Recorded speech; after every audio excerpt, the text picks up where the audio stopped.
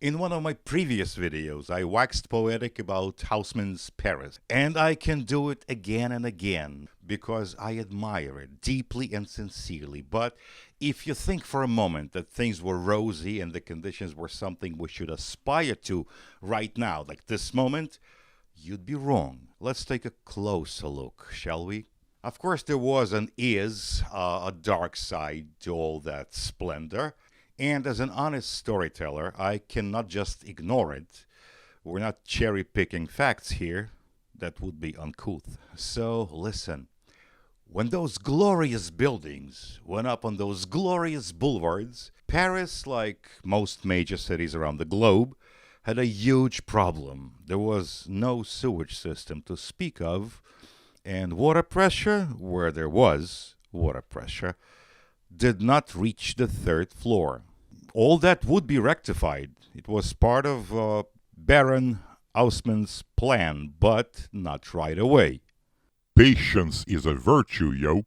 In a typical Haussmann building, each basement featured this section with cisterns where the waste collected, and periodically late at night, a team of specialists would arrive with horses, wagons, and containers, pump it all out, haul it to the city line, and sell it to the farmers who then would use it as fertilizer. Now that's recycling for you. Some basements also featured wine cellars. The ground floor was the interface with the street. It was built from heavy, deeply grooved, rustic limestone blocks designed to look powerful, like fort-like. There is, a massive arched wooden carriage door that opened up into a central paved courtyard where horses and carriages could enter. The rest of the frontage was entirely taken up by commercial retail, bakers, tailors, cafes, and luxury shops. Tucked directly above the shops would be this squashed transition space called the Entresol. It was compressed with ceilings barely over 7 feet. It acted as a special buffer that insulated the wealthy aristocratic family on the second floor from the noise, odors, and horse manure that one enjoyed out in the street. Typically, it was rented out to the shopkeepers below as a combined office and bedroom, or sometimes used as storage, or tight living quarters for the noble family's carriage drivers and staff. Then came the second floor. If you were obscenely wealthy in 1860s Paris, that's where you'd live. You only had to walk up one grand wide flight of stone steps from the courtyard. 14 feet ceilings designed specifically, I'm not kidding, specifically to accommodate massive gilded crystal chandeliers. There was and is this heavy stone balcony supported by ornate brackets. You'd have herringbone oak floors, marble fireplaces, crown molding. All the fixed assets, the built-in elements of the interior design were eye candy.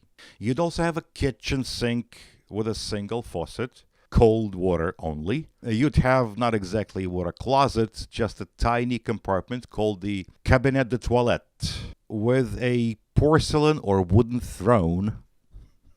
No flush toilets, just a hole connected to a pipe, connected to the cistern in the basement. To keep the odors out, a servant would come with a bucket of water and pour it over the damn thing, a manual flush of sorts. Bedrooms featured chamber pots that servants would empty for you in the morning.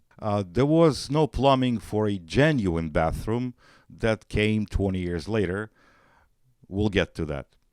Every morning, servants would carry heavy copper pitchers of hot water up the stairs to fill the basins and then carry the dirty wastewater and chamber pots back down the service stairs. The occasional sponge bath was routine. Nobody minded. However, when a whimsical wealthy tenant wanted a full-body hot bath, they could have it. This would occur once a week, or more often, once in 2 weeks. They would use two highly efficient Parisian institutions. One was the home delivery bath. you'd send a servant down to the street to find a mobile bath service. A team of men would arrive at your building with a horse-drawn cart carrying a zinc bathtub and giant copper tanks of boiling water. They would carry the heavy tub up your grand stone staircase, set it up in your bedroom, fill it with hot water, and leave you to soak. When you were done, a servant would summon them back, and they'd siphon the dirty water back into their tanks, carry the tub away, and vanish. That was one option. The other option, there existed in Paris respectable public bathhouses. Private tiled rooms you could rent by the hour, featuring high-pressure showers, steam rooms, and hot baths infused with perfumes or medicinal salts for those who could afford it. Let's go upstairs.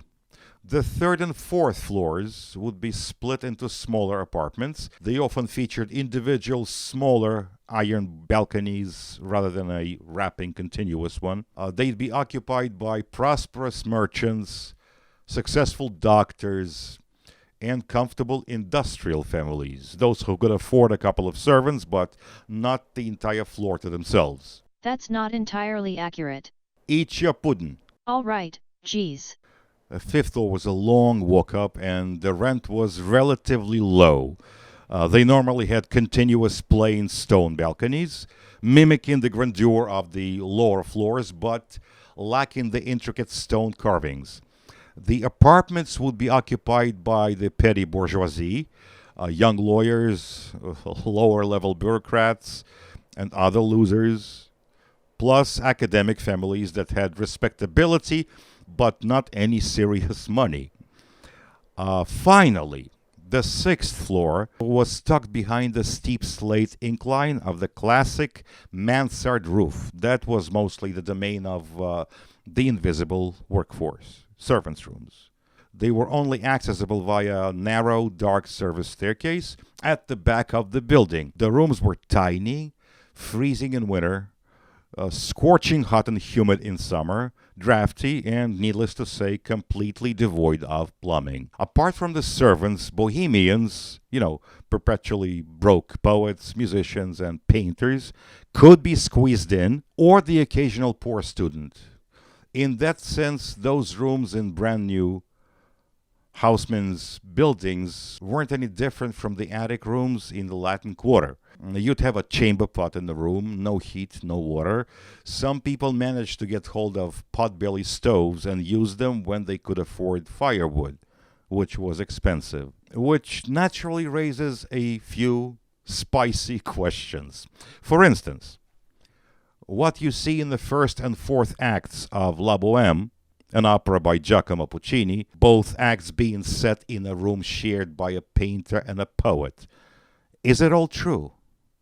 Oh, absolutely. The action of La Bohème takes place, a decade before Haussmann's reconstruction of the city, but the conditions were identical. That's how poor Bohemians lived in Paris. So yes, Rodolfo the poet and Mimi the milliner, the young lovers, they hardly ever bathed. They often wore the same clothes for days without taking them off at night because it was too cold. Yes, they stank to high heaven, but so did everyone around them.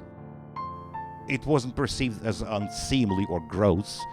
People, humans, can get used to a lot of things. But you might ask, how did they manage to, wouldn't the powerful odor be an instant turn-off? Or would they be almost fully clothed for the most part? You'd wonder, bearing only those parts of their body that were strictly necessary for the course, etc., etc. Well, that infamous novel titled Justine by Marquis de Sade features quite a few utterly explicit scenes. Kama Sutra has nothing on it. It's everything you'd expect today and more. So how, you might ask? It is called olfactory adaptation. Your brain doesn't actually stop detecting the molecule. It just decides that because the scent is constant and poses no immediate threat, it is a waste of energy to keep processing it. Your brain actively classifies the odor as part of your permanent environmental baseline.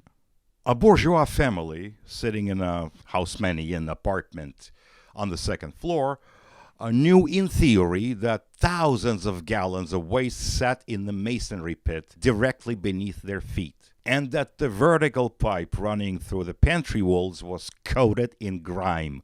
But because their brains had calibrated that stench to zero, they were completely free to appreciate the subtle, expensive notes in their musk perfumes, roasted meats, and fine wines.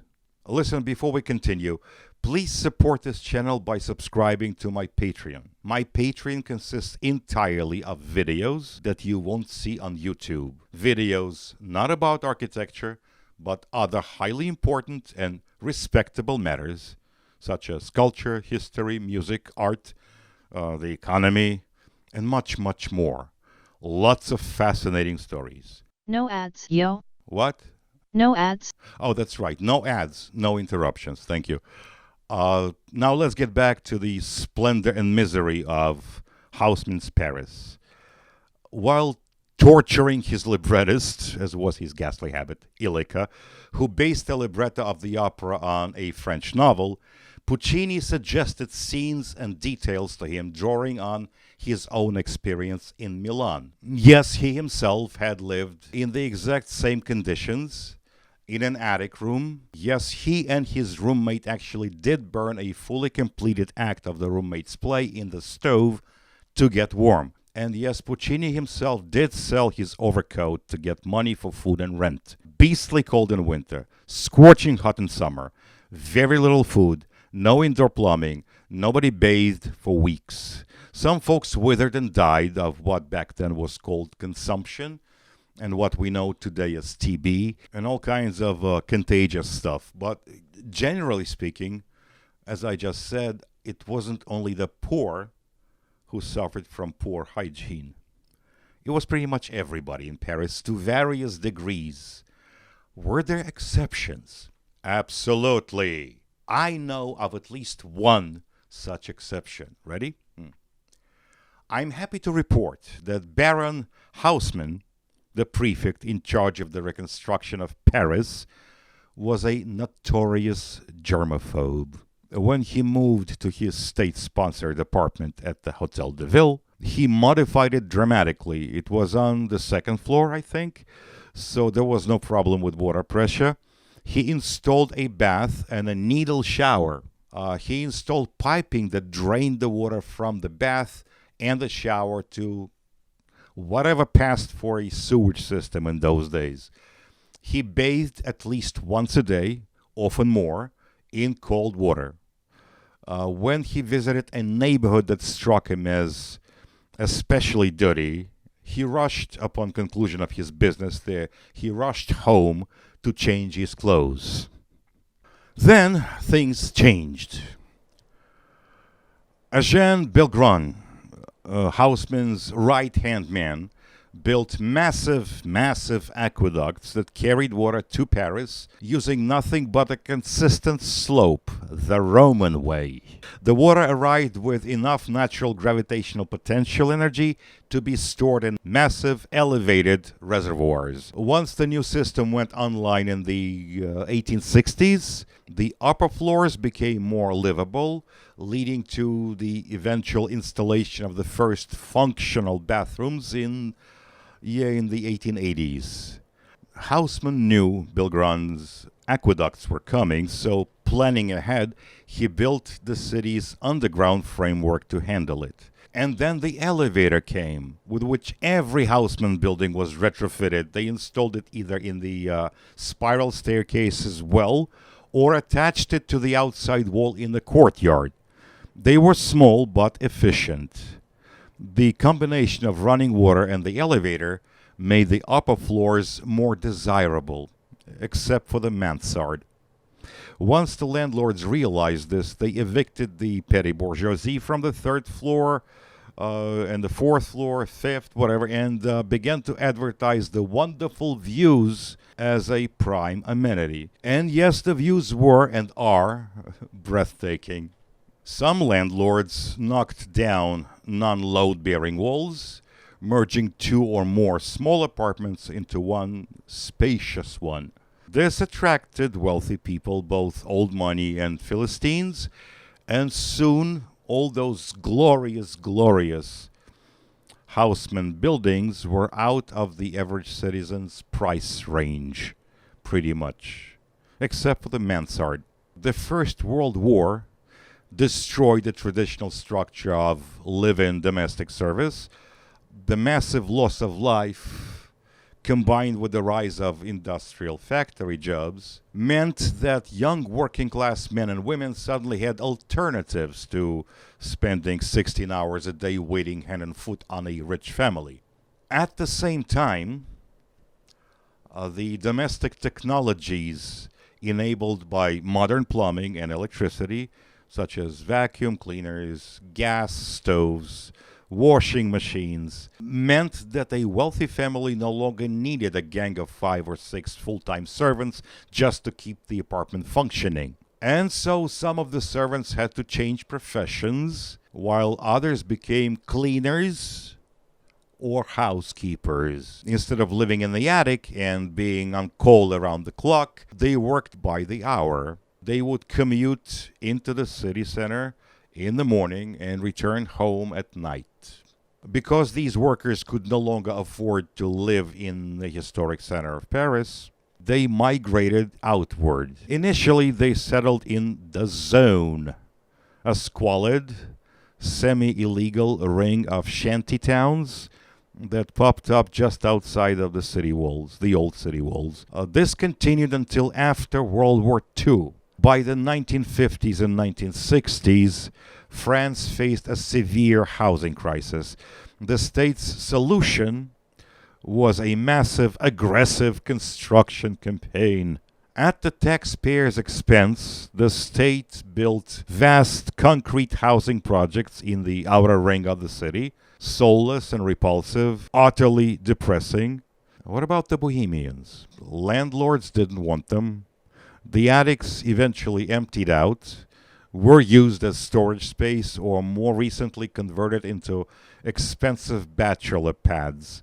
Gradually, the Bohemians, as a stratum, began to disappear. There was migration to the outskirts, most famously to Montmartre, the celebrated hill with the Sacré-Cœur Cathedral on top. And when that got cleaned up and built up and became too expensive for them, filling with people who moved in because they appreciated the artistic vibe, the Bohemians moved, well, to oblivion, I guess. In New York, where a similar process was taking place, as in pretty much any major city around the globe, in New York, thanks to our exotic and highly puzzling zoning laws, developers are firmly persuaded that it's okay to target a lively neighborhood, knock down a few century-old buildings that made the neighborhood cozy in the first place, and thrust in a few 20-story file cabinets for folks who believe the artistic vibe is good for digestion. Naturally, the rent goes up across the board, and artists move out. There are many neighborhoods in many cities today with that residual artistic reputation. They are a tourist magnet, even though the artists are long gone and a cup of coffee costs as much as a used guitar in good condition. It was hilarious for a while. Imagine, there's this new production of La Bohème at the Met. Struggling artists in the standing room on the top tier, the cheapest tickets, and in the orchestra seats, the very developers pricing those artists out of their neighborhoods, shedding crocodile tears over the tragic, romantic beauty of the starving artist on the stage. Thank you for watching. I'm Ricky Vernio coming to you from Brooklyn, New York, and I'll see you soon.